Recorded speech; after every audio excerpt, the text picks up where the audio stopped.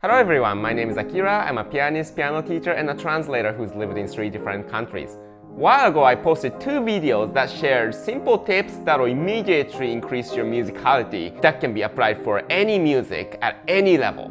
At the time I was making those videos, I had the third idea, but live stream and many different things happened and one thing led to another. I simply forgot. So here I am with the third simple tip that will immediately increase your musicality that you can apply at any level and any instrument for that matter.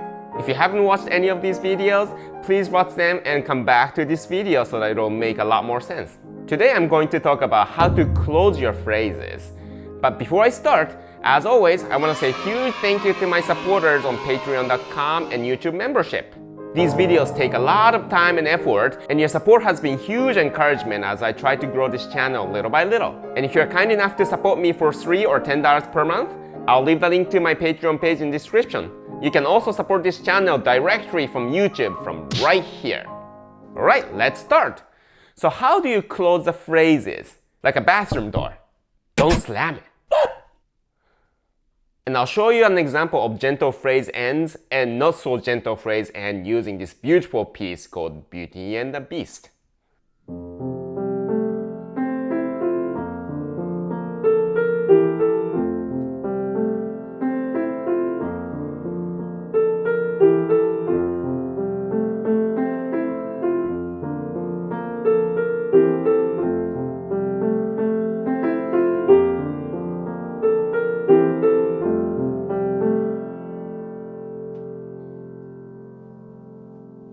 This reminds me of my childhood. That kind of reveals my age.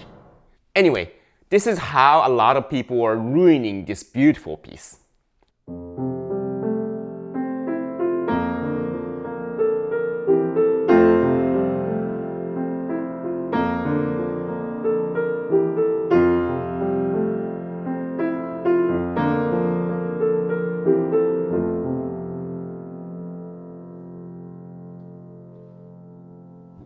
Did you hear how I smashed every single end of the phrases? And I'm of course exaggerating to show you what the problem is, but this is actually not very uncommon at all. I hear that from many different students in many different pieces, in many different instruments even. And I'm always thinking, what did the last notes ever do to you? Well, I don't really think anybody has any grudge against the last notes, but there are so many factors that can cause this. So I'm going to explain how to train yourself to close the phrases naturally rather than smashing them using this sonatina. This is Kulo, Opus 55, number 2. This music has many smooth phrases one after another, so it's a really good example to show you.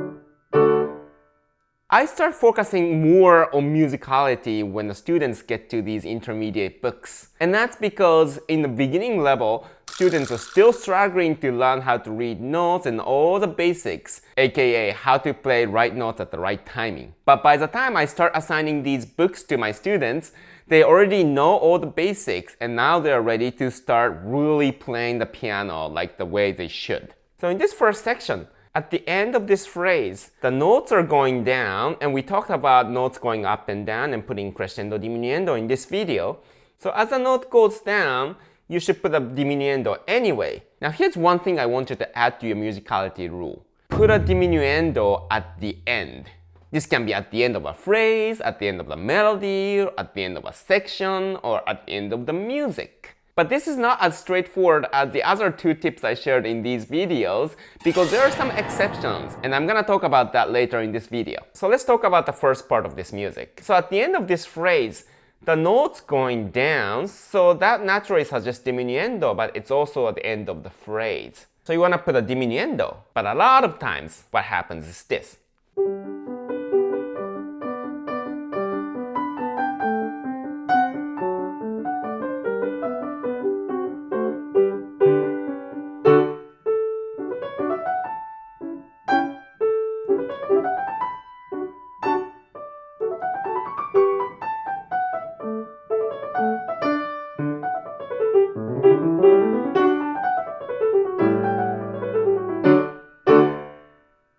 In the hindsight, you might think, why would you do that? But there are so many things that makes you do this. For example, the staccatos. When it comes to staccato, a lot of people think you have to bounce on the keys like this, which causes a lot of extra force. But you can actually pluck the keys like you pluck a guitar string like this. You basically play the key like you're supposed to, and then keep that curving motion going so that the key gets released right away. If you do staccato this way, you can actually play really loud like this, or really soft like this. Loud staccato, soft staccato. All you do is adjust the tension in your inner muscles right here. If you want to play loud, you pluck really hard. If you want to play soft, you pluck gently. You can pluck quickly, but you can still be gentle about it. Loudness is controlled by how much you squeeze the keys with your fingers, and the speed of your fingers has nothing to do with it. Another factor that makes people smash the last note is the fact that you have to move your hand. For example, here.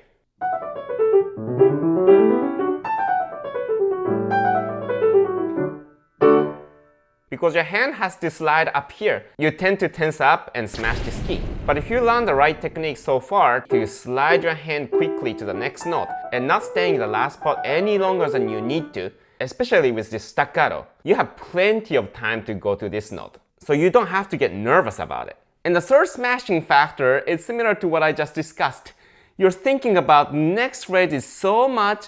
You're thinking about, oh, I gotta go here, I gotta play this, what's coming up next? And neglect the current phrase. And I totally understand it. I used to be that way too. But you haven't finished playing the current phrase and you can't just think about the next phrase. You're gonna have to develop your mind where one part of your brain is thinking about the current phrase and executing it, while the other part of your brain is anticipating the next part. And to train that, try finishing the phrase and stopping there intentionally. Like this.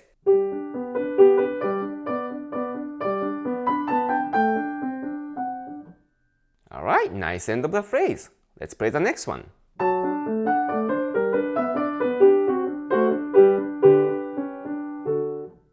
Nice. And after doing this for a few times, let's put them together.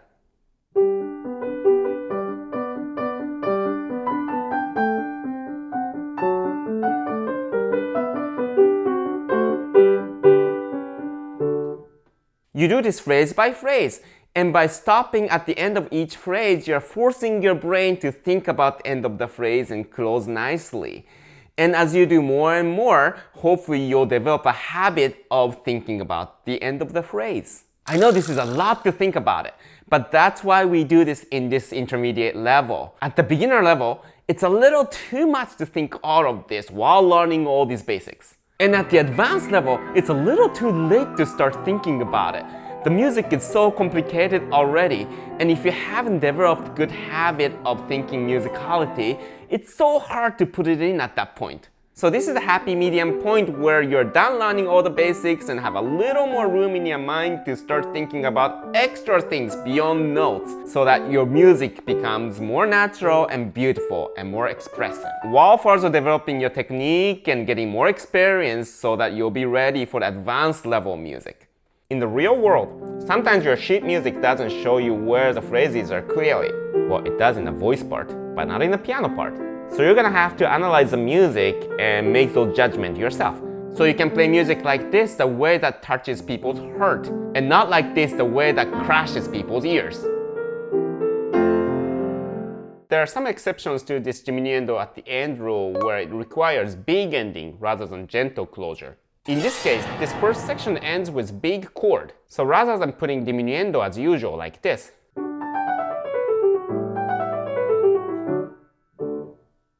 big ending with this sforzando fits much better.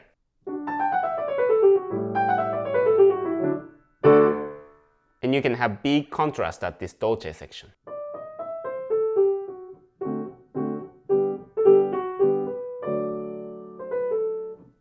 You might be thinking, then how am I supposed to know whether or not to follow the general rule?